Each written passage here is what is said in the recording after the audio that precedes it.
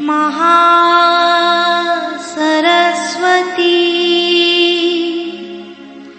महाकाली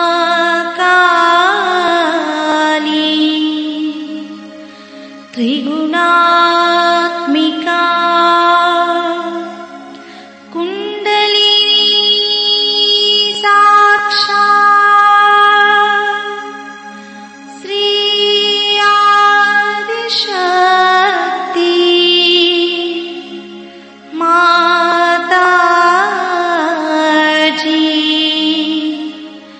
श्री निर्मला देवी नमो नमः। ॐ त्वमेव साक्षात् श्री कल्की साक्षात्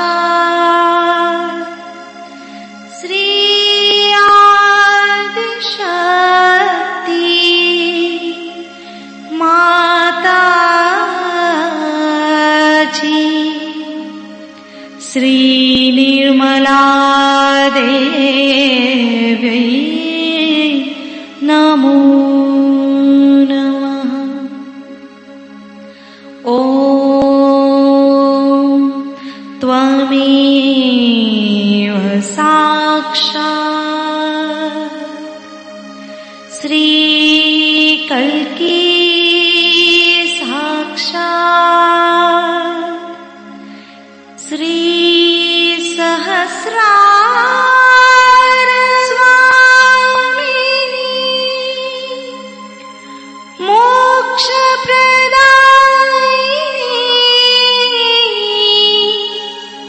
माताजी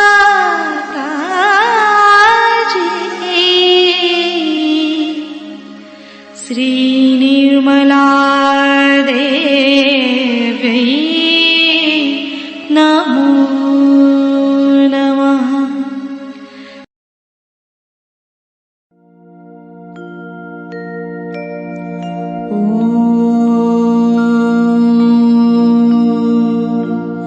तमेव साक्षात् श्री गणेश साक्षात् श्री आदिशक्ति माताजी श्री निर्मला देवी नमो नमः।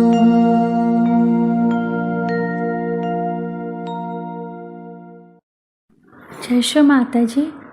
दोनों हाथ माँ के सामने हृदय में श्री माता जी की छवि को नमन करेंगे। संपूर्ण चित्त बीचों बीच हृदय में माँ की छवि को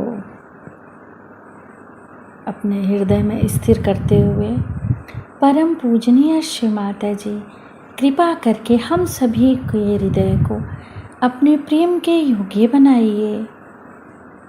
श्री माता जी हम सभी आपसे बहुत प्रेम करते हैं, हम सभी के हृदय में आइए। हृदय में माँ को देखते हुए, श्री माता जी को देखते हुए, श्री माता जी हमारे इस हृदय को और भी पवित्र बनाइए श्री माता जी, ताकि आप यहाँ आ सकें।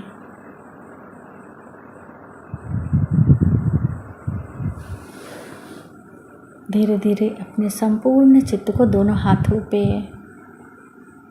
एक एक अंगुलियों पे,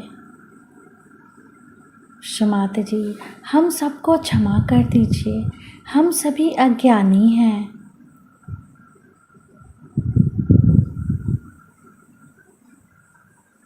धीरे धीरे अपने संपूर्ण चित्त को लेफ्ट नाभि पर श्री माता जी से प्रार्थना। श्री माता जी आपकी परम कृपा में हम शांत हैं, संतुष्ट हैं और उदार भी हैं। बाएं नाभि पर पूरा चित्त स्थिर करते हुए श्री माता जी हमारे बाएं नाभि में श्री गृहलक्ष्मी तत्व जागृत कीजिए। मंत्र ओम त्वमेव साक्षात् श्री गृहलक्ष्मी साक्षात् श्री आदि शक्ति माता जी श्री निर्मला देव्यै नमो नमः।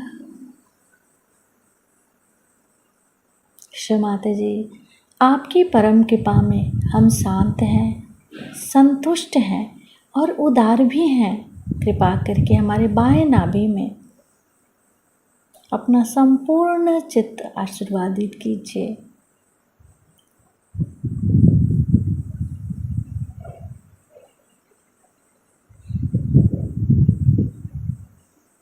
बाएं नाभि पर ही अपने संपूर्ण चित्त को रखते हुए क्लॉकवाइज घुमाएंगे चित्त को।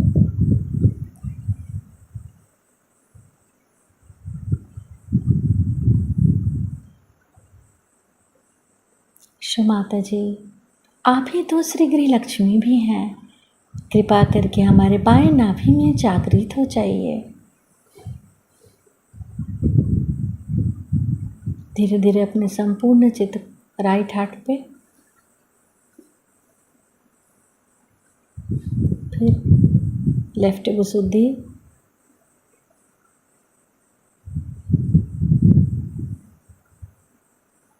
लेफ्ट आज्ञा, सहस्त्रार पर माँ से प्रार्थना श्री माता जी हम आपकी अमृतवाणी को सुन सके ऐसी कृपा कीजिए।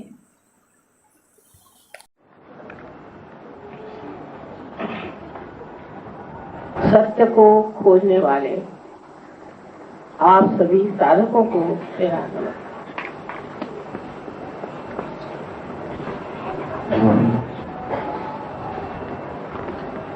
पहले तो मैं चाहूंगी कहना कि जब भी नोएडा आने का प्रोग्राम बनता है तो मेरे रास्ते में इतनी रुकावटें हो जाती हैं और आज एक पुली जैसा बंद हो गया था। मैं सोच रही थी कि सब लोग इंतजार में बैठे होंगे तो अब अगले वक्त से नोएडा में रहना शुरू करना पड़ेगा।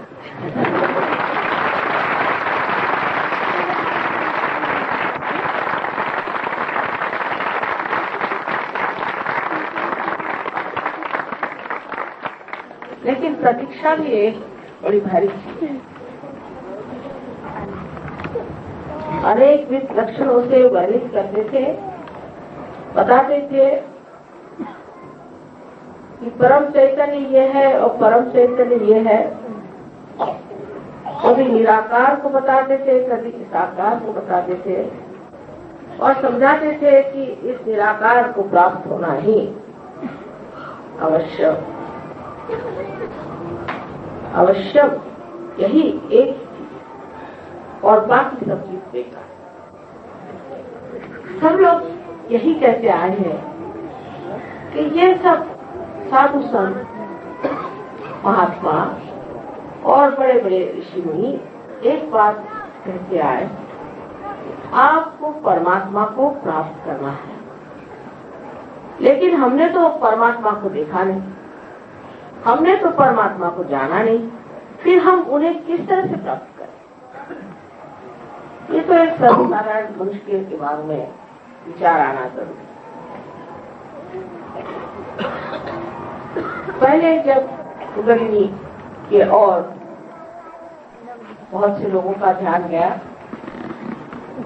तो उन्होंने तो चक्रों में घूमना शुरू कर दिया, क्योंकि मनुष्य या तो लेफ्ट को जा सकता है, राइट को जा सकता है।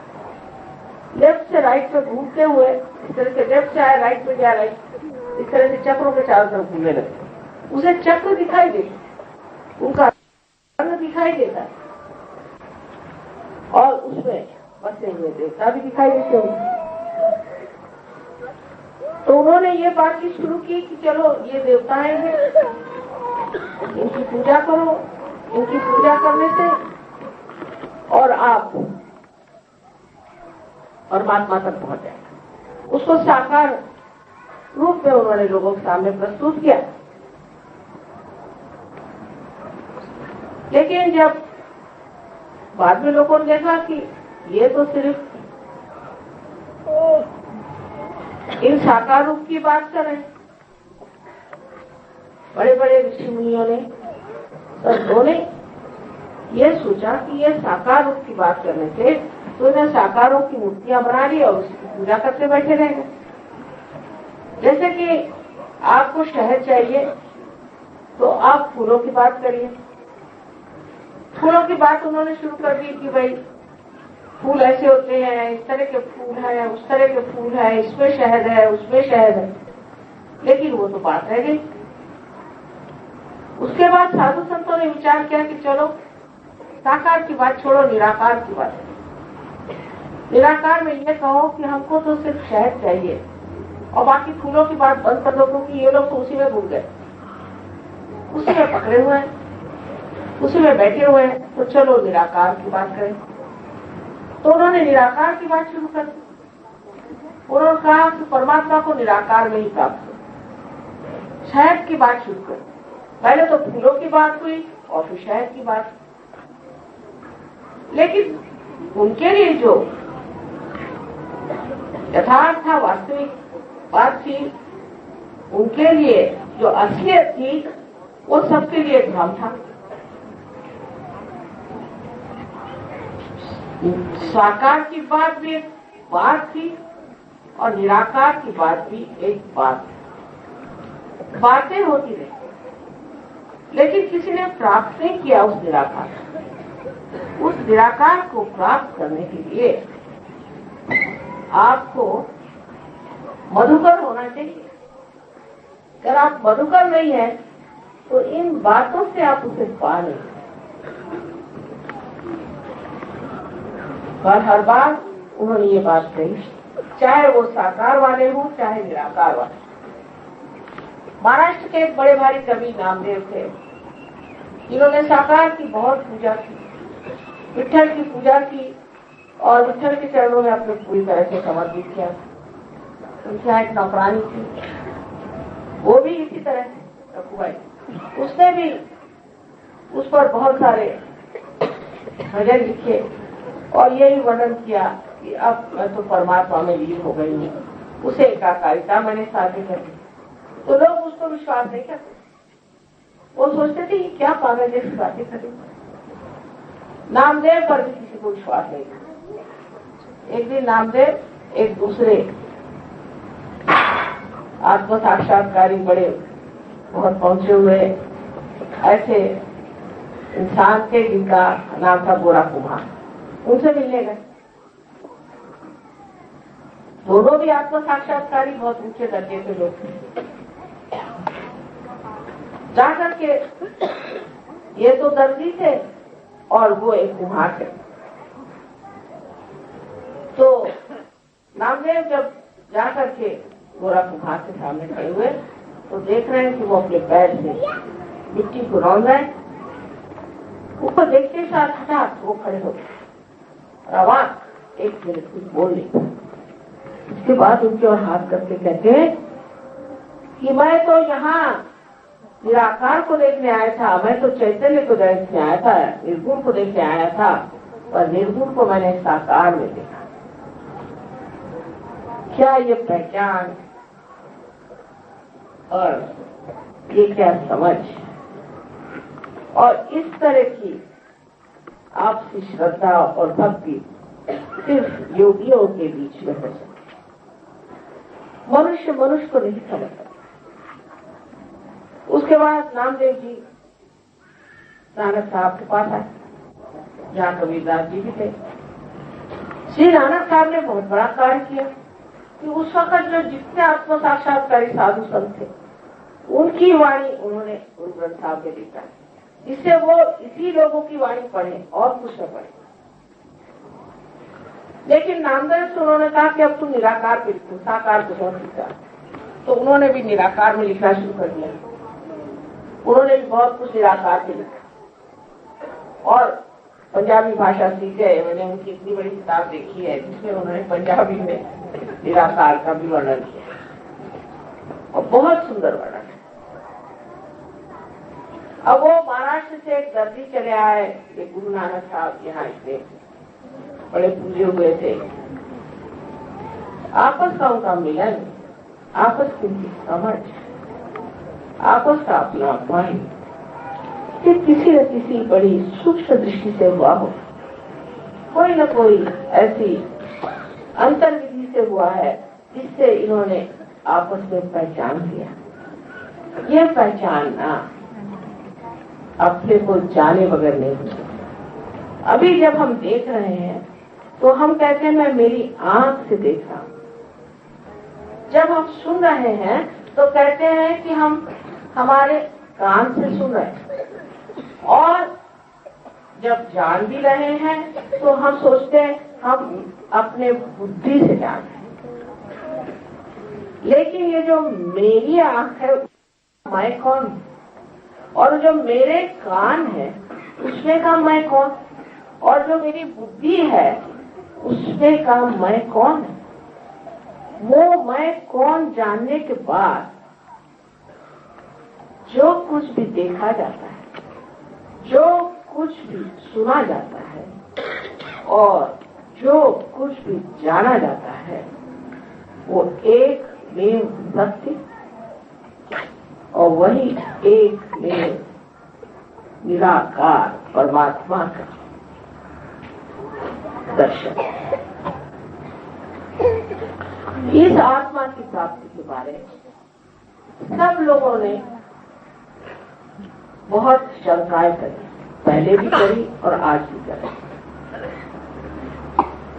जितने जितने बड़े बड़े संत साधु हो गए, इतने बड़े बड़े पैगंबर हो गए, सबको मारा, सबको तकलीफ दी, परेशान किया और चाहा कि हमारे नाम से एक धर्म शुरू हो जाए, उनके नाम से एक धर्म शुरू हो जाए।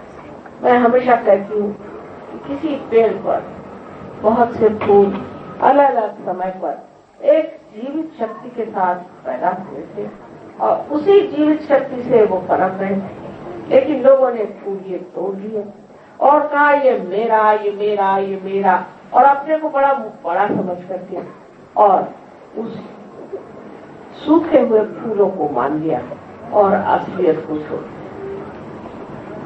इसलिए वो भाईचारा जो नामदेव में और गोरा कुम्हार में है वो मनुष्य जाति में नहीं दिखाई देता है। बात बात को लेकर लोग झगड़ा करते हैं। जैसे मैंने देखा कि भाई तुम इस मोहल्ले में रहते हो तो मैं इस मोहल्ले में रहता हूँ, तो ठीक है हमको तो झगड़ा करना ही चाहिए क्योंकि तुम तो दूसरे मोहल्ले में रहते हो। अब सब लोग एक मोहल्ले में कैसे रहेंगे? फिर कहेंगे अच्छा तो तुम एक मकान में रहते हो और मैं दूसरे में रहता हूँ, तो हम तो दो हो गए, तो हमको झगड़ा करना चाहिए क्योंकि दो हो गए। फिर तुम एक कमरे में रहते हो, मैं दूसरे में रहता हूँ, मियाँ एक कमरे में रहते, बीवी दूसरे कमरे में रहती, तो झगड़ा होना ही हुआ क्योंकि दोनों दो कमरे में रहते। लेकिन एक होने के लिए हमें क्या करना चाहिए और क्या हमें होना चाहिए जिससे हम सब एक हैं? ये सिर्फ दिमागी जमाखर्च न हो, ये सिर्फ भावना मात्र न हो, लेकिन ये हमारे अंदर एक सत्य स्वरूप हमारे अंदर ये प्रकट हो, इस तरह से हम आज देख रहे हैं क्या रोशनी है। इसके लिए हमारे आत्मा का हमें दर्शन होना चाहिए, क्योंकि आत्मा जो है ये विश्वव्यापी है। हमारे अंदर आत्मा का दर्शन जो हो रहा है वो एकमेव परमात्मा का हमारे अंदर दर्शन हो रहा है और वही सबके अंदर हो रहा है। जैसे अलग अलग शीशे लगे हुए हैं उसमें एक ही चीज दिखाई दे रहे हैं, फिर दूसरा कौन? लेकिन जब तक ये दर्शन हमें नहीं होते तब तक हम दूसरे में ये चीज देख नहीं पाते हैं। हम अपने को अलग सोचते हैं, उसको अलग सोचते हैं और उसके दर्शन को पहचान नहीं पाते। इसीलिए हम लोग आपसी जिसको कहते हैं प्यार या आपसी समझ या आपसी गौरव और आपसी मान हम नहीं कर सकते। हाँ, पैसे के लिए करेंगे, किसी मतलब के लिए करेंगे, किसी वजह से करेंगे, या ज्यादा से ज्यादा माँ बाप है इसलिए करेंगे, या जब हम किसी चक्कर में आ जाते हैं कि भाई हम लोग इस विचार के, दूसरा कहेगा हम इस विचार के, दूसरा कहेगा हम इस विचार के, तब इसलिए हम एक हो जाते हैं कि हम दूसरों से नफरत करना चाहते हैं। नफरत के नाम पर लोग में एकता फौरन आ जाए, लेकिन प्रेम के नाम पर कभी आए। और आज तक हमने सिर्फ नफरत की शक्ति इस्तेमाल करी, कभी भी प्रेम की शक्ति इस्तेमाल नहीं करी, जो कि बड़ी जबरदस्त है। इस शक्ति के आगे तो कोई टिक ही नहीं सकता। ऐसी प्रचंड शक्ति की इसके आगे सभी भूल जाए, और इसमें आपका भी हृदय इतना विशाल हो जाएगा, आप इतने महान हो जाएंगे कि आप आश्चर्यचकित होंगे कि क्या ये वही हो जो इतना मुझ में रंग चढ़ गया, जो मैं इतना बदल गया, मुझमें इतना परिवर्तन आ गया, मैं तो इस तरह का था, ये वो क्या गया मुझे, वो कुछ नहीं। जो आपके अंदर सूक्ष्म शक्ति है, इसके बारे में डॉक्टर साहब ने आपको बताया कि आपकी माँ अपनी अलग अलग माँ है। इस माँ ने आपको जागृति दे दी, आपको जन्म दे दिया दूसरा, और इसके कारण आपने अपने आत्मा के प्रकाश को पाया। इस आत्मा के प्रकाश को पाते ही आप सही हो जाते हैं। अंधेरा भी हो जाए समझ लीजिए, तो आप जानिएगा नहीं कौन आपस में बैठा, आप किसको कुदरती चले जा रहे हैं, आप किसको ढकेलते चले जा रहे हैं, आप जिसकी जगह लेते चले जाए, कुछ दिखाई नहीं देते। ऐसे प्रकाश आ जाएगा, आप समझ जाएंगे कि हम सब एक विंडो के नीचे बैठे हैं आराम से। ये प्रकाश आज इस दिल्ली में, इस नोएडा में, और या तो इस भारतवर्ष में आना तो जरूरी है ही, पर सारे संसार में आना जरूरी। लेकिन दुर्भाग्य ऐसा है कि इस प्रकाश का स्रोत आपका देश, इसी देश से यह प्रकाश सारे संसार में फैलने वाला है। आप ही इसका लैंप है, समझ लीजिए, आप ही इस प्रकाश को देने वाले, क्योंकि ये आपकी जिम्मेदारी होगी। बाहर के देश जो है वो ऐसे बढ़ रहे हैं जैसे कि वृक्ष बढ़ जाता है, लेकिन इसके मूल तो इसी देश में बसे हुए हैं, इसी देश में इसके मूल हैं। और ये जो बाहर का पेड़ है, इसको अगर इसका सत्व नहीं मिलेगा ये तो मर जाएगा, और उसका सत्व यही खोया हुआ हम लोगों में बचा। वो पेड़ सारा सूख रहा है, उनको मालूम है कि हमारा सत्यानाश हो, वो जानते हैं। हम लोग सोचते हैं कि वो बड़े अमीर है, ये है, कुछ नहीं है। लेकिन बड़ी दुर्दशा है, क्योंकि मैं तो वहां रहती हूँ, मैं जानती हूँ, सबको देख देख मैं आई हूँ। और वो आते हैं यहाँ पर, और बम्बई में जैसे ही आते हैं तो जमीन पे अपने दोनों हाथ रख के माथा टेकते हैं, योग गुरु हमें भी थोड़ा प्यार, तुमने तो हिंदुस्तानियों को बहुत देखा, हमको भी थोड़ा प्यार। और इस तत्व के आप धरोहर आपके पास है, हेरिटेज है आप, और उसे आप छिपाए बैठे।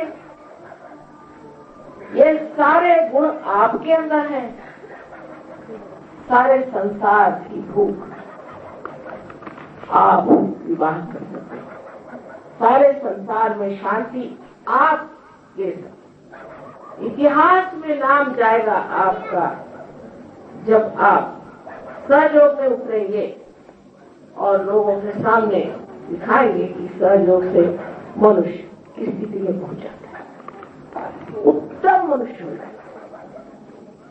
इतना ही नहीं, उसके जितने भी गुण हैं उसमें एक नम्रता है, अत्यंत नम्र होकर के, अत्यंत प्रेममय होकर के, और वो इतना शक्तिशाली होता है कि उसके अंदर कोई खराबी टिक नहीं सकती, वो भाग जाती है। तो इसकी सबसे बड़ी जिम्मेदारी मैं कहती हूँ हिंदुस्तानियों पर है। गर्व होगा नहीं, तो कल ये दुनिया मिल गई तो हिंदुस्तानियों की खोपड़ी पर इसकी जिम्मेदारी। हम लोग अटके कहाँ है मेरी समझ में नहीं आता। हमने अपने देश के बारे में कुछ जाना ही नहीं, तो हम इस देश को प्रेम कैसे करेंगे? इतनी सीमा में बन गए हैं, इतनी छोटी छोटी बातों में उलझ गए हैं, ऐसे हम शूद्र हो गए। अरे हमारे यहाँ तो एक से एक महानुभाव है, वो तो किसी ने देखे नहीं। हमारे यहाँ जैसे राजा महाराजे हुए हैं, किसी ने देखे नहीं। वहाँ के राजा महाराजाओं को देखो, इंग्लैंड के एक राजा ने तो अपनी 7 पत्नियों को मार डाला। यहाँ अगर कोई अपने पत्नी को मारे भी तो उसको उठा के लोग फेंक देंगे राजा को।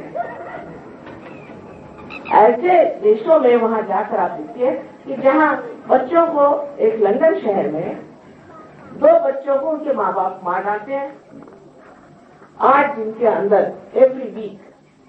ये तो वहाँ का कमाल है। और हम लोग जानते नहीं कि हमारे पास कितनी चीजें हैं। हमने क्या क्या पाया? आज सब डांस देखा, ये साकार में परमात्मा का दर्शन साकार में बताया जा रहा है। जैसे कि मैंने इनसे बताया कि चाइना में मैं गई थी और जापान में मैं गई थी, तो लाउट से वैसे ही विदितामा जो 2 आदमी थे, उन्होंने निराकार में इसका दर्शन किया। उनकी सब प्रणालियां निराकार में, और उसमें उन्होंने अपनी कला सब भरी हुई। उस कला में उन्होंने उसको बांध बांध के निराकार दिखाया हुआ है, और यहाँ साकार में दिखाया जाता है। पर इसका कोई अर्थ कोई समझता थोड़ी है, कोई जानता थोड़ी है कि इससे क्या दिखाया जा रहा है। इन्होंने दिखाया है कि हमारे साथ उस प्रेम की शक्ति है, जो शक्ति दुष्टों का संहार कर सकती है, और वो शक्ति जो साधु संत है उनको बचा सकती है, धर्म का उत्थापन कर सकती है, और मनुष्य को आत्म साक्षात्कार दे सकती है। ये सारी बातें इससे कही गई, लेकिन क्या हम इसे कभी देखेंगे अपने अंदर? या वही भजन गाते फिरेंगे कि हाँ भाई ये भजन में लिखा है कि तुम अपने को खोजो। जो भजन में लिखा है वो खोजो, उसको पढ़ने पढ़ने क्या आप अपने को पा सकते। तो ये कार्य आत्म साक्षात्कार का कार्य होना चाहिए, और इसके बारे में हमारे यहाँ अनेक भविष्यवाणियां होती। उस भविष्यवाणी के अनुसार हमें इसे प्राप्त करना है, इसे पूरी तरह से प्राप्त करना है। और जब हम पूरी तरह से इस योग में उतर आएंगे,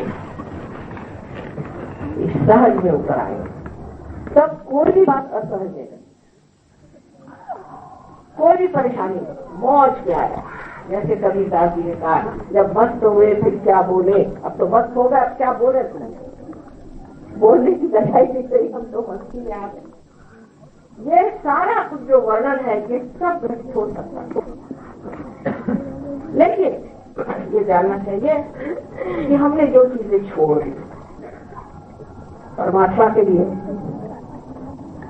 बहुत हमने देखा, मान पान पैसा ये वो, चोरी चकारी, उसको काट उसको मार, उसको बता, उसका नाम बदनाम कर, सब कुछ कर ली, झगड़ा झगड़ी सब खत्म हो गया।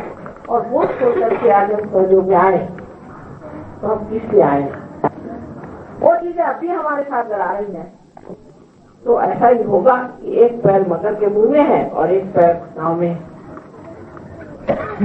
तो आप तो बच नहीं सकते। लेकिन कभी कभी नाव भी डावाडोल हो जाए, तो इस नाव की भी जिम्मेदारी आप पर है, जो आपको पार उतारे और आपको ले जाए। उस नाव को भी आपको सुरक्षित रखना, और उसके लिए अपने में वो संबंध तैयार करना है, अपने अंदर वो शक्ति तैयार करना है जो प्रेम की शक्ति है। मैं बार बार यही कहूंगी कि ये प्रेम की शक्ति है, इसमें किसी तरह की नफरत नहीं। प्रेम की शक्ति में मनुष्य को जरूरी नहीं कि वो बहुत डिसिप्लिन करे कि आप लाइन से खड़े हो जाओ, लेफ्ट राइट करो, राइट को लेफ्ट करो, राइट को लेफ्ट करो, कुछ भी करो। ये बाह्य चीजों में कुछ रखा है। देखो पेड़, उसकी जीवन प्रक्रिया होती है, वो किसी तरह से बढ़ता है, अपनी सूझबूझ से बढ़ता है। एक जब अंकुरित होता है तो एक छोटा सा बिल्कुल छोटा सा सेल होता है और वो सेल बराबर जानता है कि मैं किस तरह से नीचे जाऊं और किस तरह से सुधरता हुआ वो पृथ्वी में जिस तरह से जाता है और जहाँ कहीं उसको पत्थर दिखाई देता है उसको वेस्टर्न दे देता है। उसको ये विचार अगला कि देखो ये जब पेड़ होगा तो उसका फायदा और फिर वो किस तरह से दूसरे जाता है। ऐसे हजारों सेल हमारे अंदर है। अभी वो सिर्फ जागरूक नहीं है। जिस दिन जागरूक हो जाएंगे तो हमारे अंदर ऐसी सूझबूझ आ जाएगी कि हम अपने को एक ठहरा हुआ इंसान, बड़ा अच्छा शब्द है हिंदी भाषा में, खासकर पंजाब में मैंने शब्द सुना ठहरा, कि ठहरा हुआ जैसा एक पेड़ ठहरा और अनेक ऐसे वन बन जाए, ऐसे अनेक वन बन जाए जो कि कल्पतरु जैसे हो जाए और संसार का सारा उद्धार आपके हाथ में। आप अपने को सामान्य समझते हैं इसलिए इन चीजों में आप उलझ रहे हैं तो बिल्कुल बेकार, इसका कोई नहीं अर्थ निकलने वाला और इतिहास में आपका नाम जाएगा कि इतने बेवकूफ और इतने मूर्ख और इतने दुष्ट हिंदुस्तान में आए थे। शायद हो सकता है कि उनका नंबर न दे, लेकिन आप जिसकी लोक संख्या बहुत ज्यादा, लोग कहते हिंदुस्तानी की लोक संख्या ज्यादा होगी क्योंकि इस देश में व्यवस्था लोक संख्या की है। प्रेम, इस प्रेम की शक्ति को आपको बढ़ाना चाहिए। सहयोग में आप जानिएगा कि इस प्रेम की शक्ति से अनेक लोग ठीक हो,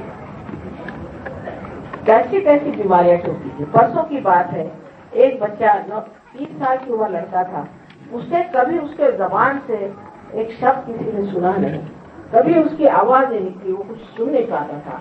वो 5 मिनट में बोलने भी लग गया और सुनने भी लग गया।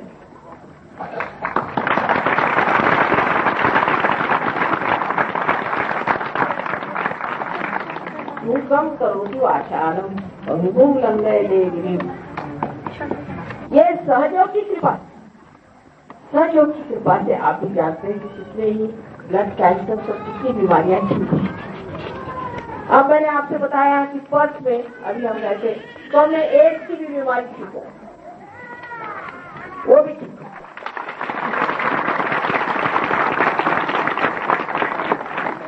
लेकिन ये तो कम से कम होगा। जिस मंदिर में आप दीप जलाते हैं उसको पहले सफाई तो कर लेना पड़ती है, फिर उसमें दीप जलता है, ये तो कम से कम। और मन की शांति और आप पे एक साक्षी स्वरूप, जिससे आप सबको साक्षी स्वरूप होकर देखते हैं और समझते हैं। ये देखने की चीज है, निरंजन देखने की चीज है, इसमें उलझने की चीज नहीं। तब आनंद आपके अंदर उमड़ के गंगा जैसे बहने लगे। ये सब अनुभव आपके सामने है, आपके बीच है, आपको मिलने वाला है, आप प्राप्त कर सकते हैं, आप योग्य हैं। एक निश्चय होना चाहिए कि हमें आत्म साक्षात्कार मिले, बस यही एक शुद्ध इच्छा है और इसी शुद्ध इच्छा की शक्ति कुंडलिनी। बाकी सब इच्छाएं अशुद्ध है, यह जानते हैं आप, क्योंकि बाकी कोई भी आप इच्छा करते हैं उसके तृप्ति के बाद आप आनंद नहीं प्राप्त करते, आप दूसरी और तीसरी और चौथी चीज को खोजते। इस चीज को प्राप्त करना भारतीयों के बहुत आसान है, बहुत आसान है। मैं जहाँ भी जाती हूँ आप ही जैसे हजारों लोग आते हैं, सब पार हो जाते हैं, पर उसमें से कितने पनप करके पेड़ बनते हैं ये देखो। जैसे अगर कोई बीज उग जाए, ईसा मसीह ने कहा है, और वो ऐसी भूमि पे पड़ जाए जहाँ वो पनप नहीं सकता, तो वो तो व्यर्थ ही गया ना इधर का रहा न उधर का रहा। हालांकि इतने लोग पार हो जाएंगे कि आपको स्वयं आश्चर्य होगा कि मैं कैसे हो गया। और ये कि ब्रह्मानंद से आपकी कुंडली निकल करके आपको लगेगा ठंडी हवा आ रही, चारों तरफ चलकर आपको लगेगा सब कुछ हो जाएगा, और 4-5 दिन आपको ऐसा भी लगेगा कि हाँ क्या मजा आ रहा है। पर इसे जमना पड़ता है, और उस जमने की एक स्थिति के लिए ज्यादा से ज्यादा महीना भर सोचना पड़ता है। अगर निश्चय पूर्वक आप ये करें, निश्चय पूर्वक ये कार्य। मैं देखती हूँ कि दुनिया में इतने झंझट हुआ है, इतनी छोटी बातें बताते हैं, आप लोगों से पैसा मांगते भिखारियों जैसे। ये गुरु कैसे हो सकते? तो आपके नौकर होंगे तो भिखारी होंगे जो आपके पैसे रहते हैं। मैं अगर आपको पैसा दूं तो क्या आप मुझसे ले लेंगे? आत्मसम्मान नहीं, दूसरों के पैसे पे जी रहे हैं और आप उनको पैसे पे पैसे चढ़ाए जा रहे हैं। पैसे से कभी परमात्मा मिल सकता है? उसको तो बेचारे को पैसा भी समझ में आता, उसको क्या बैंक पता है? ये तो आपका सरदर्द है, पैसा, बैंक, इकोनॉमिक्स, पॉलिटिक्स। परमात्मा का इसके क्या संबंध? और ऐसे झूठे गुरुओं के पीछे पड़ करके, और आज मैंने देखा है लोग, हाँ मेरे दिमाग में मुझसे आया है 1.25 लाख आपको नाम 1.25 लाख तो इतना नहीं आता तो परमात्मा को पाएंगे 1.25 लाख नाम। एक गुरु ने मुझे बताया है कि तुम इस पे पहाड़ पे चढ़ो 7 मरतबा और 7 मरतबा और एक आदमी पानी मत पियो, थोड़ी कर। और किसी गुरु ने बताया कि तू ला करके मुझे 1.25 तोला से दे देने तो 125 तोला तो सोना दे, फलाना दे, ठिकाना दे, ये कर दे, वो दे। मुझे तो लगता है कि अच्छे देना चाहिए, उसके बगैर ठीक नहीं होने वाले। और आप उनको इतने देते हो, इतनी श्रद्धा, मेरे क्या गुरु है, क्या करते? नहीं ऐसा कुछ करते, सिर्फ सेवा की पेटी है। वो तो उस पैसे से ऊपर कुछ बोलते नहीं, वो बोलते नहीं, मौनी है। और फिर तुम वहाँ क्या समझ आए? नहीं, वहाँ सेवा की पेटी है माँ, उसमें आप चाहे जो डाल, चाहे भी डाल, आप चाहे 1 रुपया डाल दो, चाहे 1 लाख डाल दो या 50 डाल दो, उनको सब मान्य है। वाह वाह, बहुत ही अच्छा है। और इसलिए धर्म से लोगों की श्रद्धा हटती ही जाएगी, क्योंकि ये कोई धर्म हुआ? पैसे कमाने के धन नहीं। इसी प्रकार सारे धर्मों में आजकल, सारे धर्मों में गड़बड़। हमारे क्या मंदिरों में कम है कि मस्जिदों में कम है कि गुरुद्वारे में कम है? कहीं पर भी मुझे नहीं दिखाई देता कि सच्चाई से उस परमात्मा की प्रार्थना। हाँ, भक्त लोग सच्चे, भक्त लोग सच्चे, वो जाते हैं बेचारे बड़े भक्ति से जाते, इसमें कोई शक नहीं। लेकिन जो वहां बैठे हुए हैं उनकी दृष्टि और जगह, उनकी दृष्टि और जगह। अगर उनकी दृष्टि ऐसी हो परमात्मा तो इन भक्तों को घुसते तो जरूर काम हो जाएगा, जरूर काम बन जाएगा। लेकिन मैं सब दुनिया देख चुकी हूँ। अब मुझे लगता है कि इंसान ने धर्म अपने जेब में डाल दिया और उसको जैसा चाहे वैसा करता है। और हमारे बच्चे अब कहते हैं क्या धर्म हुआ तुम्हारा? इसको क्या धर्म कहते हो? हर तरह की शराब तुम पीते हो, हर तरह के धंधे तुम करते हो, चोरी करते हो, चकारी करते हो, हमको परेशान करते हो, ये कोई धर्म हुआ? कोई सा भी आप धर्म को देख लीजिए, किसी भी धर्म में आज कोई मनुष्य खड़ा है तो वो ये नहीं कह सकता है कि इस धर्म का आदमी खराब नहीं है, या इस धर्म का आदमी कोई बात नहीं करता है, या इस धर्म के आदमी ने कभी भी कोई ऐसी दुष्ट बात नहीं करी। किसी पे कोई धर्म का बंधन ही नहीं पड़ता। इसका मतलब धर्म अंदर से जागरूक है। ये जो कुंडलिनी है, ये जो ये आपके अंदर वो धर्म जागरूक है, फिर आप भी संत हो जाते हैं, आप खुद ही उस धर्म में जागरूक हो जाते हैं। मुझे कुछ बताने की जरूरत नहीं है, आप स्वयं ही उस धर्म में उतर आते हैं और धर्म आपके अंदर जागरूक हो जाता है। इसके बारे में सबने कहा है कि अपने ही अंदर उसे जागरूक, तब फिर जो विश्व धर्म है उसको आप समझें कि विश्व में एक ही धर्म है, और वो धर्म ये है कि परमात्मा का और हमारा संयोग, यही एक इस योग के सिवाय और कोई धर्म नहीं। जब ये हो गया तो सब कुछ मिल गया। जब तक इस बिजली का कनेक्शन नहीं होगा तो क्या ये बिजली जलेगी? जब तक इसका कनेक्शन नहीं होगा तब तक ये काम करेगा। इसी तरह से आपका कनेक्शन उससे हो जाए, योग घटित हो जाए, आपके जीवन का परमात्मा से संबंध हो जाए, इस परम चैतन्य से संबंध हो जाए। इसके अलावा और कोई चीज की जरूरत नहीं। तो सारा धर्म आपके अंदर उतर आएगा, सारा शास्त्र आपके अंदर उतर आएगा, सारा ज्ञान आपके अंदर उतर आएगा, सारा सत्य आपके अंदर आ जाएगा और आप आनंद में ही डूबते रहेंगे। और ऐसा लगेगा कि पता नहीं कौन सी गवर्नमेंट में आ गया हूँ, ये सारी चीज सामने चले आ रही, सब चीज हुए जा रही, ये कैसे हो रहा, ये चीज कैसे बन रही, ये चीज कैसे घटित हो रही। इसके लिए पहले सिर्फ आप इतना ही सोचे कि माँ आज हमें आप जागृति दे दीजिए, हम जागृति चाहते हैं, बस दूसरी कोई बात नहीं, इतनी इच्छा आप लोग करें और ये कार्य हो जाए। आशा है आप लोग सब तैयार हैं और अब थोड़ी देर में हम चाहेंगे कि आत्म साक्षात्कार की प्रक्रिया करें। उसमें कुछ करना नहीं क्योंकि सहज है, अपने आप ही घटित होती है, जीवन प्रक्रिया है। जैसे बीज को आप जमीन में छोड़ दीजिए, अपने आप घटित होता है, फिर उसमें से अंकुर निकला, ऐसे आपकी भी क्रिया होगी। लेकिन मैं आपको ये भी दिखाना चाहूंगी कि आपके चक्र आप किस तरह से सवाल, बस आप लोगों को सवाल तो जरूर होंगे क्योंकि दिमाग तो चलते ही रहता है, दिमाग नहीं ठहरने वाला, और पटाख बहुत से सवाल लोग पूछते रहते। इसलिए मैं कहूँगी कि आप मुझे सवाल लिख करके दे दीजिए और कल यहाँ पर है प्रोग्राम अब रामलीला ग्राम में मैं आपको उत्तर दे दूँगी। अच्छा, तो अब शांति से पहली बात कि अपने प्रति एक प्रसन्न चित्त, पहले ये कि तुम पानी हो, तुमने ये बात किया, ये सब बेकार बातें हैं, कोई अर्थ नहीं। अरे मनुष्य तो गलती करेगा, कोई परमात्मा गलती करते हैं। तो मैंने ये किया, मैंने फलानी गलती करी, ये सब भूल जाइए, ये पिछली बात है, पिछला सब भूल जाइए, भूतकाल सब, कोई भी गलती करी, कुछ भी आपने किया, उसे कोई फर्क नहीं पड़ता। आप दरबार में आए हैं, बस यही बड़ी भारी बात है। तो जो अपने को दोषी समझते हो तो सोचना चाहिए कि अभी अगर आप दोषी हो तो यहाँ न बैठे तो जेल में होते, और जो जेल में बैठे वो भी पार हो जाते हैं,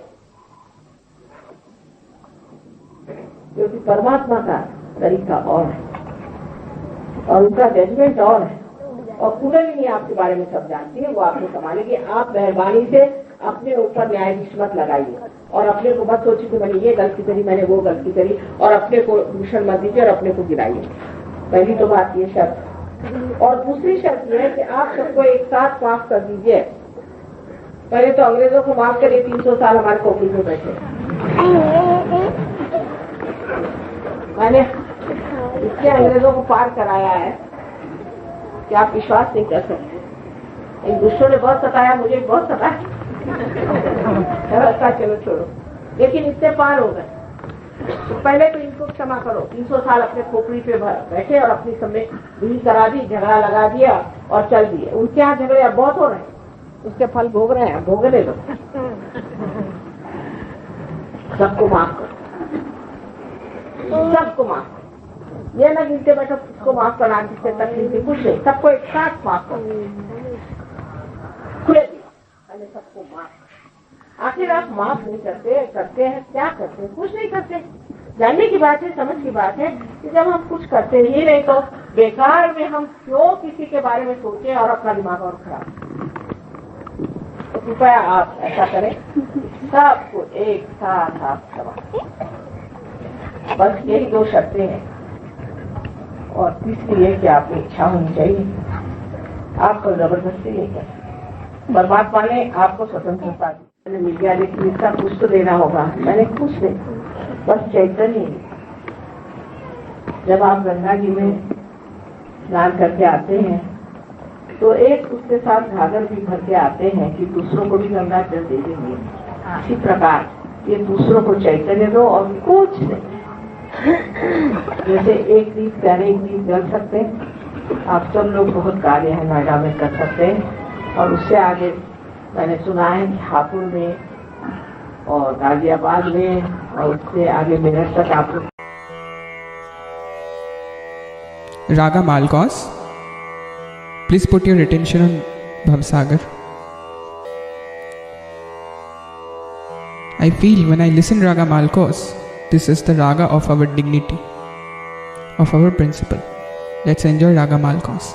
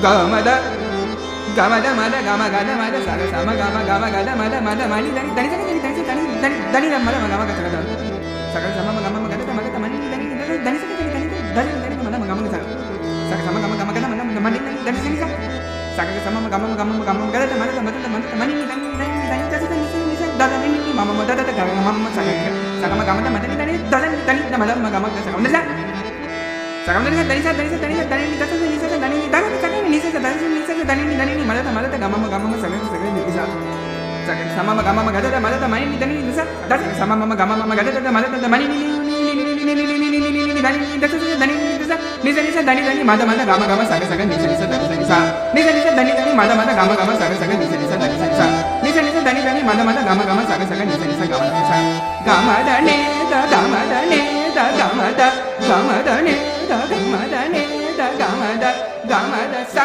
ni da ma ga